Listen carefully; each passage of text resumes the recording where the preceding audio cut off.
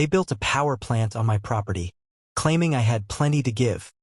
But they never expected I'd use their own flawed engineering against them when I flooded their homes with my diverted spring water. How would you react if your neighborhood HOA stole your natural resources right from under your feet? I froze mid-sip of my morning coffee as the sound of machinery broke through the peaceful chirping of birds. Someone was on my property. Not just someone, a whole team of people in matching polo shirts and hard hats, walking around with measuring tools and clipboards. My peaceful 5 acres with its natural spring had been my sanctuary for 15 years. I'd bought this land specifically because it was outside city limits, with just enough HOA oversight to keep property values stable but not enough to be intrusive. Or so I thought. I marched outside, still in my slippers, not bothering to grab a jacket despite the autumn chill. "Hey, what do you think you're doing?" A woman with platinum blonde hair pulled into a severe bun turned to face me. She wore an expensive-looking cream pantsuit that seemed impractical for tramping through wet grass, and her smile didn't reach her eyes. "Good morning, Mr. Reynolds. I'm Veronica Miller, the new president of Riverstone Gardens Homeowners Association." She extended a manicured hand, which I pointedly ignored. "You're trespassing on private property," I said, crossing my arms. Veronica's smile tightened. "Actually, we're conducting an authorized survey of community water resources. Your spring has been identified as an untapped asset that could benefit everyone." "Untapped asset? This is my land. My water." I gestured around us. "I never authorized any survey." She pulled out a tablet and showed me a document. "According to Section 12, Paragraph 7 of the HOA charter you signed, when purchasing this property, natural resources falling within community boundaries may be accessed for projects benefiting the collective membership." I squinted at the fine print I'd clearly overlooked 15 years ago. "This can't be legal." "Oh, it's perfectly legal," Veronica assured me. "Your spring produces approximately 90 gallons per minute. A single household only needs about 30 gallons per day. You have plenty to give." My neighbor Ted Johnson wandered over from his adjacent property, looking confused. "What's going on, Dave?" Before I could answer, Veronica stepped forward. "The HOA is planning an exciting new community improvement project. We're going to harness Mr. Reynolds' spring to create a beautiful water feature in the community park and generate clean electricity with a small hydroelectric system." Ted's eyebrows shot up. "On Dave's land. Community resources benefit the community," Veronica replied smoothly. "Your monthly fees will decrease once we're generating our own power." I watched Ted's face change as the financial benefit registered. This was how they'd sell it to everyone: lower fees in exchange for stealing my water. "You can't just take—" I started, but Veronica cut me off. "We're not taking anything, Mr. Reynolds. The water will still flow through your property. We're simply utilizing an excess resource more efficiently." She gestured to a man with a digital camera who was photographing my spring. "Our engineers estimate we can generate enough power to offset 30% of community electricity costs." I never agreed to this. My voice sounded hollow even to my own ears. "You did when you signed your HOA agreement." Veronica's tone turned condescending. "We'll send official notification of the project timeline soon. Construction begins next Monday." With that, she turned and walked away, her team falling in line behind her like obedient ducklings. I stood there, fists clenched, as Ted shifted uncomfortably beside me. "Sorry, Dave," he muttered, "but cheaper electric bills would help a lot of folks around here." I spent the rest of the day in a fog, pulling out my original property documents and HOA agreement. The language was there, buried in legal jargon. Natural resources could be utilized for community benefit. But surely they couldn't just build whatever they wanted on my land? That evening, an email arrived with official notice. The Riverstone Gardens Community Enhancement Project would include minimal disruption to my property while installing water diversion equipment, a small reservoir, and hydroelectric turbines. Construction would take approximately 6 weeks. I immediately tried calling the HOA office, but it was after hours. My call to Veronica went straight to voicemail. I contacted 3 different lawyers, all of whom said they'd need to review my documents before advising me. The earliest appointment I could get was 4 days away, after construction was set to begin. Sleep evaded me that night. I tossed and turned, imagining bulldozers tearing up my backyard, the peaceful sound of my spring replaced by humming machinery. This land was more than property to me. It was where I'd scattered my late wife's ashes beneath her favorite magnolia tree. The thought of construction crews trampling through that sacred space made my blood boil. At dawn, I grabbed my phone and started taking photos and videos of my untouched property, the spring in its natural state, the wildlife that depended on it. I needed documentation of the before. While walking the property line, I noticed something odd. Survey stakes had been placed well beyond what I understood to be my spring area. They extended nearly 50 feet into what was definitely my personal garden space. When I called the county assessor's office to verify my property boundaries, the clerk sounded confused. "We show the spring area as designated green space now," she said. "It was rezoned last month." "That's impossible," I protested. "I never received any notification of rezoning. The notification would have come from your HOA, not our office," she explained. "According to our records, they held the required community meeting and vote 4 weeks ago. I'd received no notice, attended no meeting, participated in no vote." When I asked my immediate neighbors that afternoon, none of them recalled any meeting about rezoning my property either. Ted looked guilty. "I did get something in the mail about a community improvement project, but I figured it was just another garden committee thing. I recycled it without reading the details." 3 other neighbors said the same. They'd received thick envelopes full of HOA paperwork, most of which they'd discarded unread. Veronica had buried the rezoning notice deliberately, counting on homeowner apathy to push through her plan without resistance. As the sun set on my beloved spring, I watched a family of deer take their evening drink, unaware that their peaceful haven would soon be destroyed.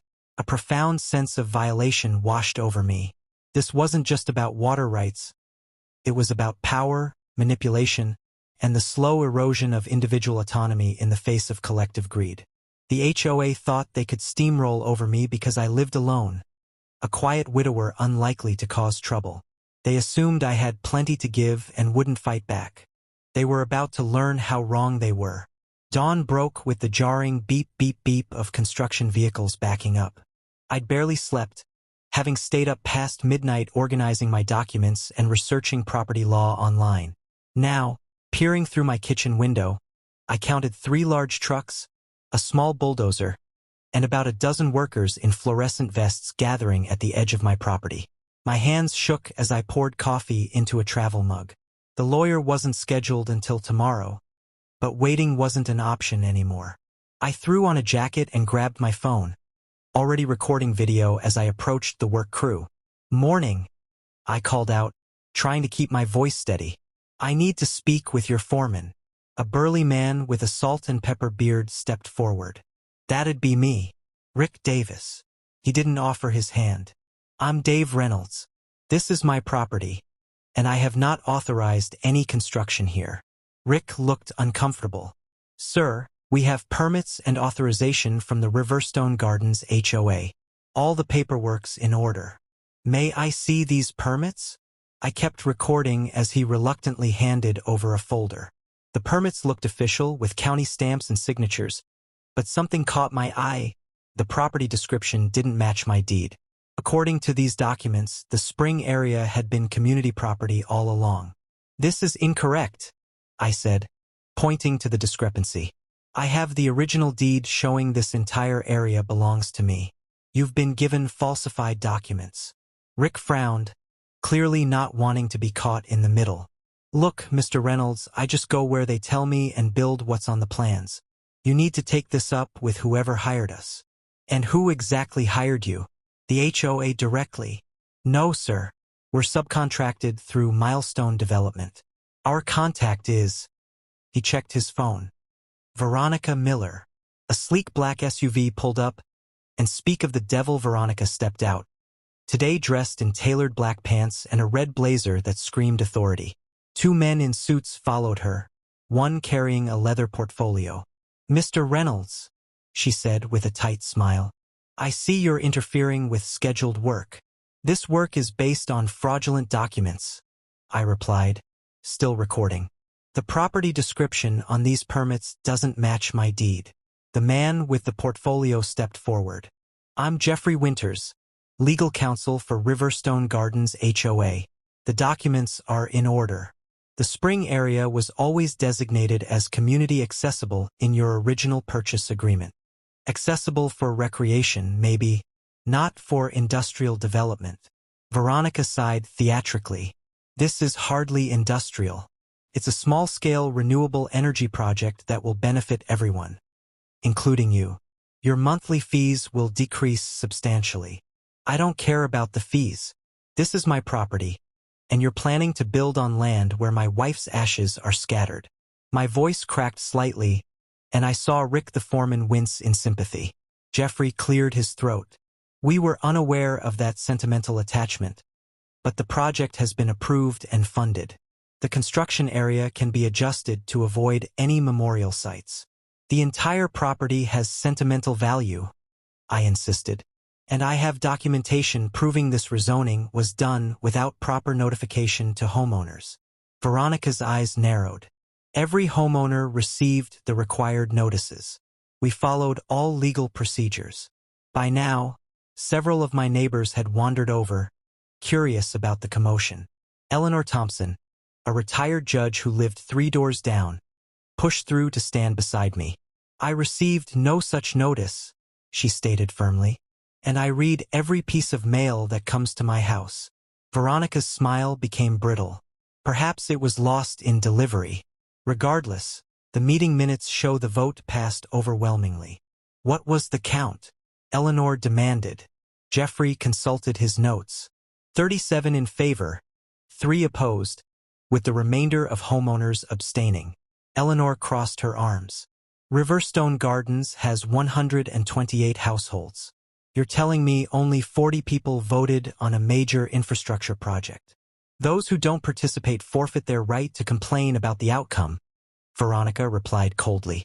I noticed more neighbors gathering, their expressions shifting from curiosity to concern as they overheard the conversation. Ted Johnson pushed forward. I never got a voting ballot, he said. Just some general newsletter about community improvements. Several others nodded in agreement.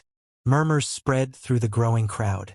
Veronica's composure slipped momentarily before she plastered on a professional smile. There seems to be some confusion. We'll temporarily pause construction while we verify all procedures were followed correctly. She turned to Rick. Your crew can work on the access road preparation today instead. After they walked away for a private discussion, Eleanor pulled me aside. Dave, something's not right here. I've seen this kind of steamrolling before. We need to act quickly. By noon, I'd formed an impromptu neighborhood committee. Eleanor, with her legal background, helped 8 of us draft formal objections to file with both the HOA and county offices. Ted volunteered his garage as our meeting space, guilty about his earlier indifference. I should have paid more attention, he admitted. They're counting on us not reading the fine print. Eleanor had retired a year ago after 20 years on the district court bench. In my experience, she said, when someone rushes a project without proper transparency, they're usually hiding something. Let's find out what Veronica doesn't want us to see. James Patterson, a quiet accountant from down the street, raised his hand. I serve on the HOA Finance Committee. We never approved funding for a hydroelectric project. The only water-related item on our last agenda was routine maintenance for the community pool. My phone rang, the local newspaper returning my call. I'd contacted their tip line about the situation, hoping for some public pressure. The reporter sounded interested, especially when I mentioned the disputed rezoning and the scattered ashes. Just as our meeting wrapped up, a text arrived from an unknown number. Check Milestone Development's other projects and their connections to board members. It was from Rick the foreman, apparently having second thoughts about his role in this. That evening, a certified letter arrived at my door, a cease and desist order prohibiting me from interfering with community improvements and threatening fines of $500 per day for continued obstruction. I was still staring at the letter when Eleanor called. Dave, I've been doing some digging. Milestone Development is owned by Thomas Miller. Miller? Any relation to our HOA president? Her husband. And that's not all. Their company recently filed permits for 3 luxury home developments that would require significant water rights. I think your spring is a test case for something much bigger. A chill ran down my spine as pieces clicked into place. This wasn't about community benefits or lower electric bills. This was about proving they could seize private water rights through HOA regulations, a precedent they could use for commercial gain elsewhere. The next morning, I awoke to the sound of machinery again, but this time it was different. A massive drilling rig was being positioned near my spring, far larger than anything needed for the described project. When I approached, armed security guards blocked my path. Sir, this is now a restricted construction zone. HOA residents aren't permitted beyond this point for safety reasons. This is my property, I protested. The guard shrugged. Not according to my instructions, sir.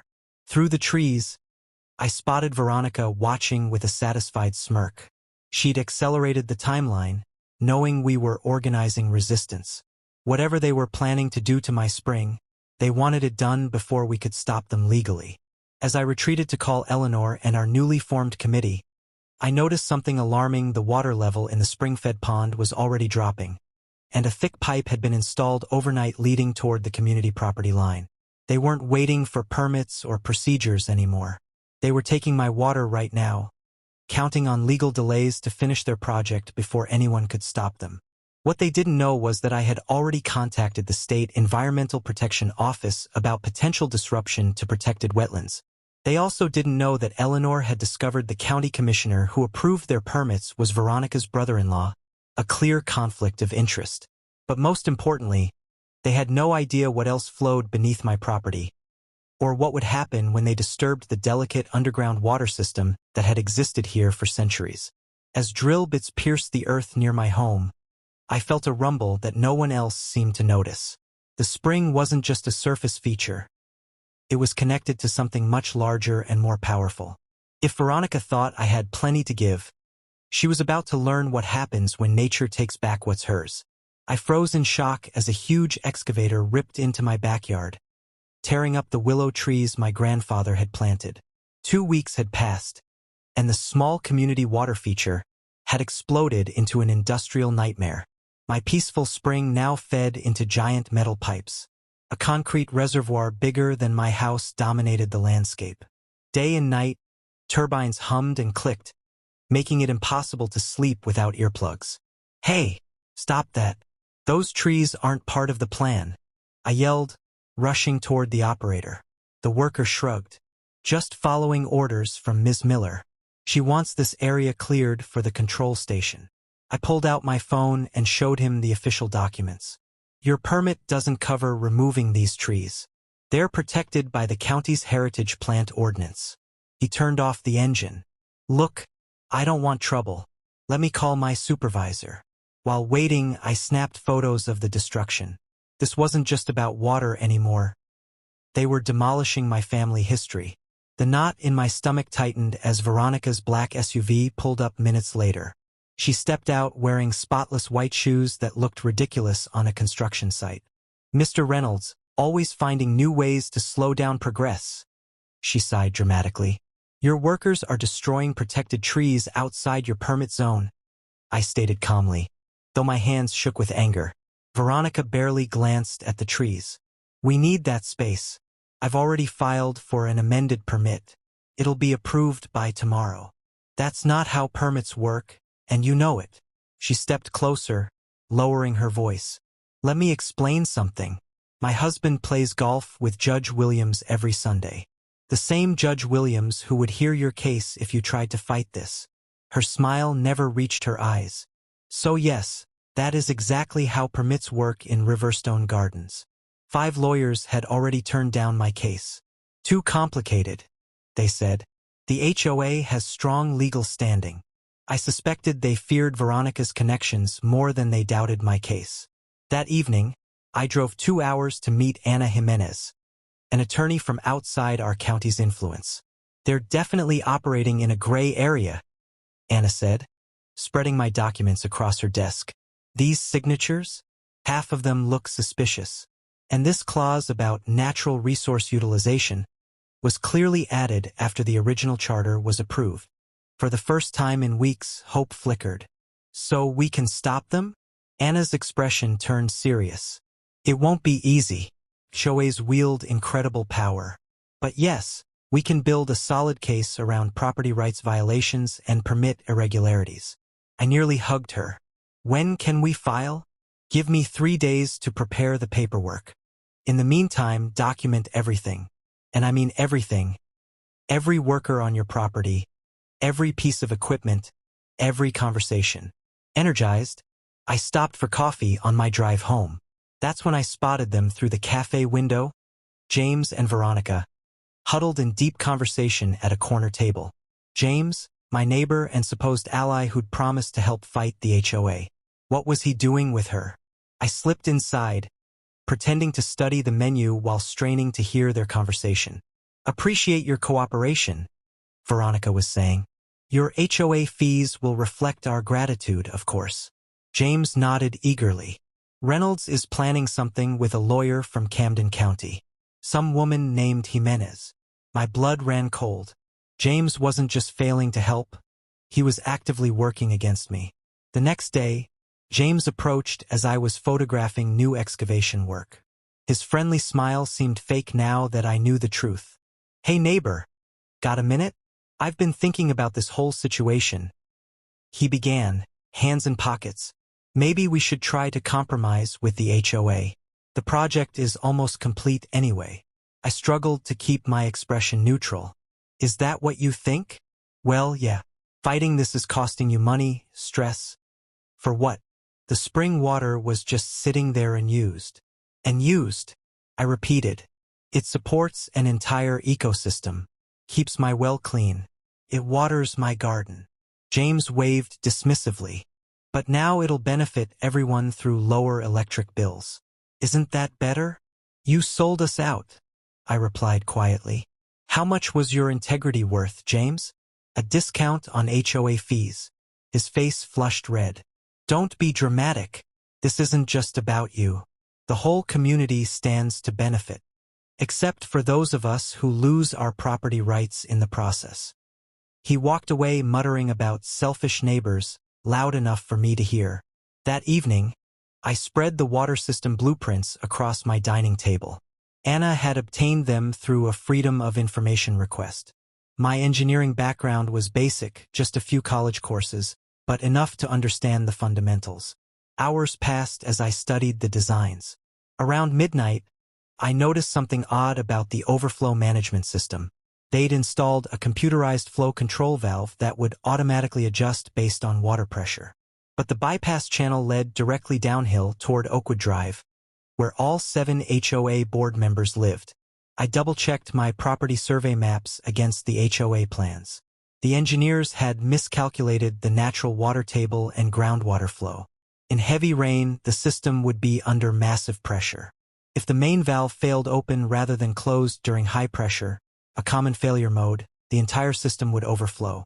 I pulled up weather forecasts on my laptop. A major storm system was predicted next week. A phone call to my cousin who worked at the weather service confirmed it would be a big one. I smiled for the first time in weeks. Sometimes the only way to fight power is with power, or in this case, water. Not through sabotage, but by letting nature expose their shoddy engineering. Turning off my lamp, I noticed a car idling outside my house. Through the curtains, I could make out Veronica's silhouette in the driver's seat. Was she watching me now? How far would she go to protect her pet project? I closed the blinds tight, unsettled but more determined than ever. This wasn't just about my spring anymore. It was about standing up to bullies who thought their connections put them above the rules. One way or another, this fight was about to reach its breaking point. Absolutely not. Anna slammed her legal pad on my kitchen table. I understand you're frustrated, but if you interfere with their system, even indirectly, you'll destroy our legal case and possibly face criminal charges. Sunlight streamed through my kitchen window, highlighting the worry lines on Anna's face. Birds that once sang by my spring were noticeably absent, replaced by the constant mechanical hum of turbines. I'm not suggesting sabotage, I explained, just redirecting rainwater on my own property, which I have every right to do. Anna gathered her papers. Promise me you won't do anything without consulting me first. The lawsuit is our best shot. I nodded, but as soon as her car disappeared down my driveway, I called Miguel Rodriguez. We'd met when Hurricane Elaine hit 3 years ago, and I'd helped him salvage his flooded garage workshop. As a hydraulic engineer, he owed me a favor. It's been a while, Reynolds, Miguel said when he arrived. Wow, they really did a number on your land. I spread the blueprints across my patio table, away from windows where anyone might see. This system they built, how vulnerable is it to pressure surges during heavy rainfall? Miguel whistled low as he studied the drawings. Very. They've installed industrial-grade pumps but connected them to residential-grade pipes. It's like putting a race car engine in a toy car. He pointed to specific connections. These joints aren't rated for the pressure they'll face in a serious storm, and this overflow channel is poorly positioned. What would happen if extra rainwater from my property drained into the spring during a heavy storm? Miguel gave me a knowing look. Hypothetically speaking, the whole system would struggle. If enough pressure built up at this control junction, the safety valve might fail open instead of closed. And where would the water go then? He traced a path downhill, following gravity, straight toward these houses here. I smiled. Exactly where the HOA board members live. For the next 2 days, I worked in my yard, installing what appeared to be ordinary drainage improvements, all perfectly legal modifications to my own property. I carefully designed them to channel rainwater from my roof, driveway, and yard directly toward the spring during heavy rain. Meanwhile, Eleanor Thompson had been busy too. She'd brought a retired environmental inspector to document the damage. They're violating at least 7 county regulations, Eleanor reported, spreading photos across my living room floor. Eroded soil washing into the creek. Oil from their equipment contaminating the water. Protected plants destroyed without permits. Did your inspector friend take official samples? I asked. Eleanor smiled. Better. He called his former colleagues at the Environmental Protection Agency. They're sending someone next week. I nodded. Perfect timing. That evening, I visited Mrs. Yoshida, our neighborhood's oldest resident. At 87, she'd lived here longer than anyone and knew the area's weather patterns intimately. The storm coming this weekend? I asked, accepting the tea she offered. How bad do you think it'll be? Mrs. Yoshida peered through thick glasses at the sky. Barometric pressures dropping fast. My joints ache something fierce. It'll be like the flood of '89. Maybe worse. She fixed me with a knowing look. You planning something, aren't you? I smiled. Just preparing for rain. Good. She nodded firmly. Those HOA vultures need a lesson. They tried to make me remove my Japanese maple last year. Said it wasn't on their approved plant list. That tree came from my grandmother's garden in Kyoto. As I left, Mrs. Yoshida pressed a small object into my hand. An ancient-looking iron key. For the old drainage tunnels, she whispered. They run under the whole neighborhood. Built before the development existed. The access point is behind the big boulder on your eastern property line. I stared at her in amazement. How did you? My late husband helped build this neighborhood. Those tunnels can move a lot of water very quickly. She winked. Just in case your other plans don't create enough pressure. The local news that night confirmed what Mrs. Yoshida's joints already knew. A massive storm system was heading our way, the heaviest rainfall predicted in years. On Thursday, 2 days before the storm, a strange car parked outside my house. Through binoculars, I watched a man taking photos of my drainage work. One of Veronica's spies, no doubt. Let him look. Everything I'd done was code compliant. Friday afternoon, as dark clouds gathered on the horizon, Veronica and the HOA board hosted a champagne toast at the newly completed power station on my property. They hadn't invited me, of course, but I could see their celebration from my kitchen window. Veronica raised her glass. to progress and community resources properly utilized. Board member Harold Jenkins chimed in, and to steady income from our electricity sales to the power company. My jaw dropped. They weren't just taking my water for the community, they were selling the electricity for profit. I quickly photographed their gathering with my telephoto lens, capturing their congratulatory hugs and the banner reading, Riverstone Hydro Ventures LLC. That night, rain began falling softly as I made final preparations. I checked the drainage tunnels Mrs. Yoshida had revealed. They were intact but clogged with decades of debris. Perfect, they wouldn't drain water away too quickly. Around midnight, I received an unexpected text from Miguel. V. Hired me to check system before storm. Told her design flaws need immediate fixes. She refused, said too expensive and unnecessary. I quit and documented everything. Good luck. I smiled grimly. Another witness for our case. The real downpour began at dawn. Sheets of water hammering my roof, filling gutters, and saturating the ground. My renovated drainage system worked perfectly, channeling cascades toward the spring that fed their power plant. Through the driving rain, I noticed James watching from his window as water poured down my carefully crafted channels. Our eyes met briefly before he turned away, perhaps finally understanding what was coming. By noon, the storm intensified beyond even the weather service predictions. Roads became rivers. The mechanical hum of turbines rose to a high-pitched whine as they struggled against the increasing water pressure. I put on a raincoat and headed out, supposedly to check on elderly neighbors. In reality, I wanted a closer look at the HOA system under stress. As I approached the control station, I heard a sharp metallic ping, then another, as connections began failing under pressure they were never designed to handle. A siren began wailing, the emergency overflow alert.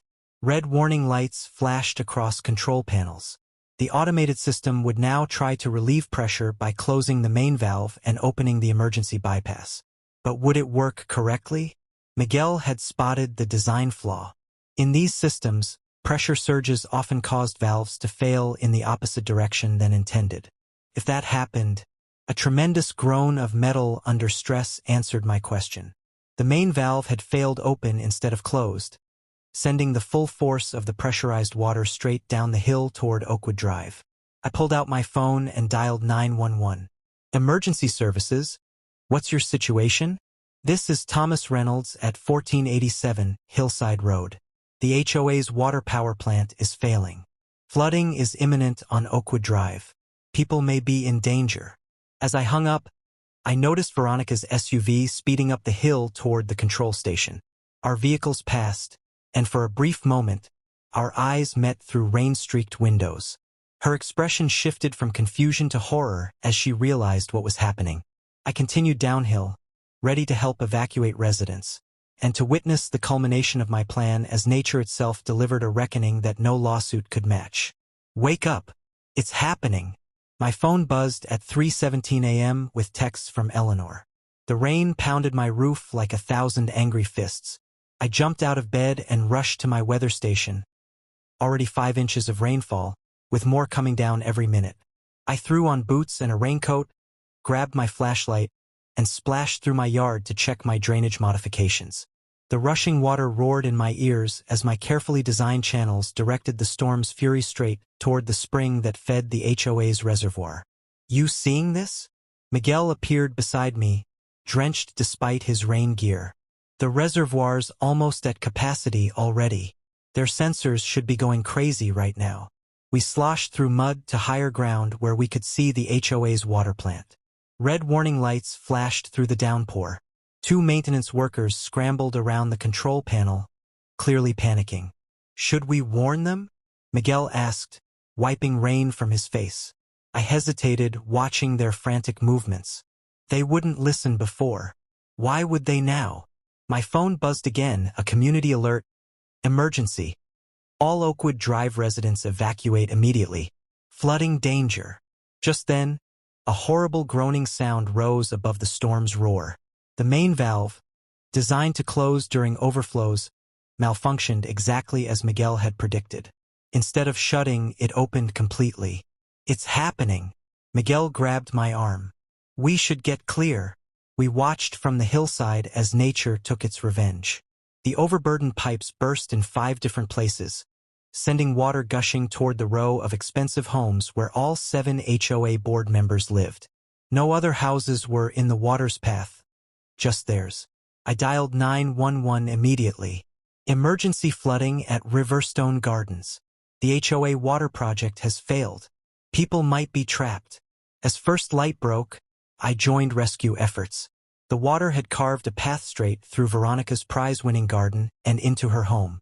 I found her standing in her driveway in pajamas and designer rain boots, screaming into her phone. "This is sabotage," she shrieked when she spotted me. "You did this. I warned your engineers that building on wetlands was dangerous."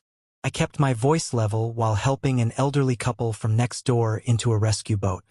"I told you my spring could overflow during heavy storms. You ignored every warning." Police Chief Taylor waded through knee-deep water, taking notes. "Mrs. Miller, we've received complaints that this project lacked proper permits. Is that true?" Veronica went pale. "We had all the necessary approvals." "Actually," said Eleanor, appearing with a waterproof folder, "the county never approved diverting natural water sources. I have copies of all permit applications and denials." Veronica lunged for the folder but slipped in the mud, landing face first in filthy water. When she stood up, her perfect makeup streaked down her face like war paint. "This isn't over," she sputtered, pointing a shaking finger at me.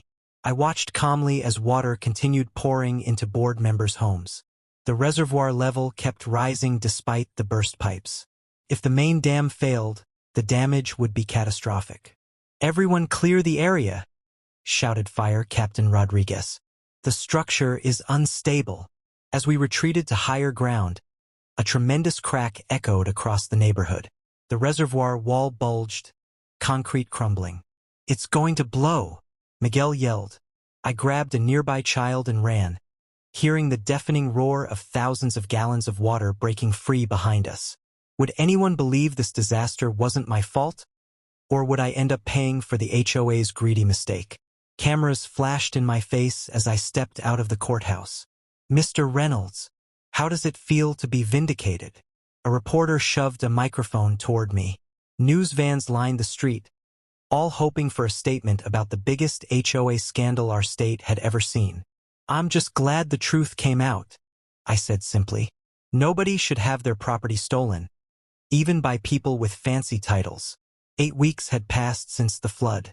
8 weeks of investigations, emergency community meetings, and shocking revelations. The county inspector held up a stack of papers at yesterday's hearing.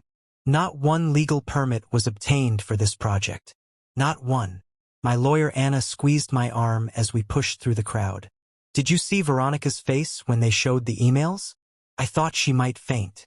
Those emails had blown the case wide open, messages between Veronica and her brother-in-law's construction company, planning how to rush the water plant through without proper oversight. They'd deliberately falsified documents and bribed a junior clerk for preliminary approvals. "Mr. Reynolds," called Mrs. Patel, my neighbor from 2 streets over. She hurried toward us, waving a blue folder. "The petition has over 200 signatures now. The entire board must resign." The community that once stayed quiet about HOA bullying had finally found its voice. People stopped me in the grocery store to share their stories: ridiculous fines, threats, property violations. Everyone had suffered under Veronica's reign. My phone buzzed with a text from Miguel.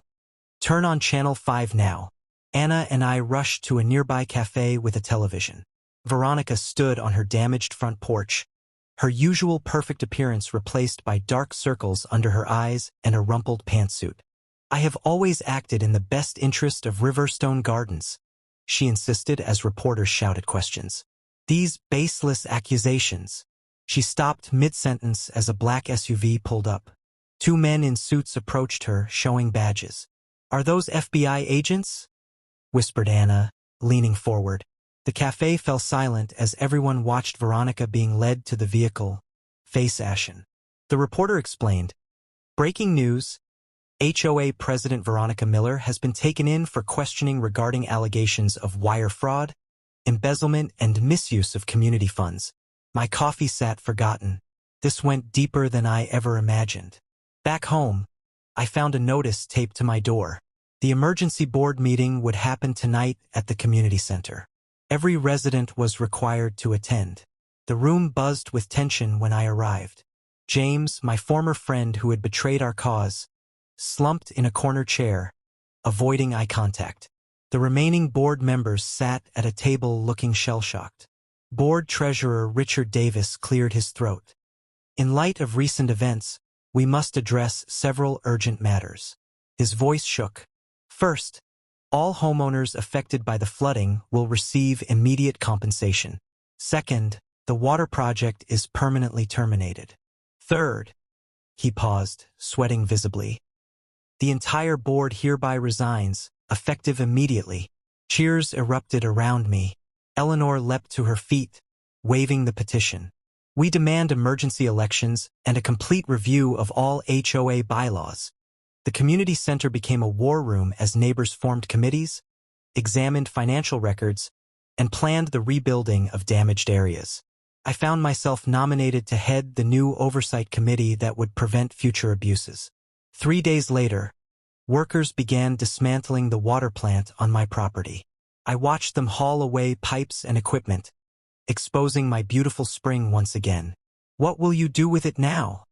asked Miguel, standing beside me. I smiled, unfolding architectural plans I'd been working on. A community nature preserve, open to everyone, protected forever. With proper permits, of course. Eleanor approved immediately. Perfect first project for our new HOA philosophy, community service instead of community control. As the last truck pulled away, I knelt by my spring, watching clear water bubble up from the earth. A flash of movement caught my eye. A blue heron landing gracefully at the water's edge, the first wildlife returning to my land. James approached hesitantly from across the yard. "I was wrong," he said quietly. "I let them bully me into betraying you." I considered him for a long moment. "Help me replant native flowers along the stream bank," I finally said, "and we'll call it even." Sometimes the greatest victory isn't destroying your enemies, but rebuilding something better from the wreckage they leave behind.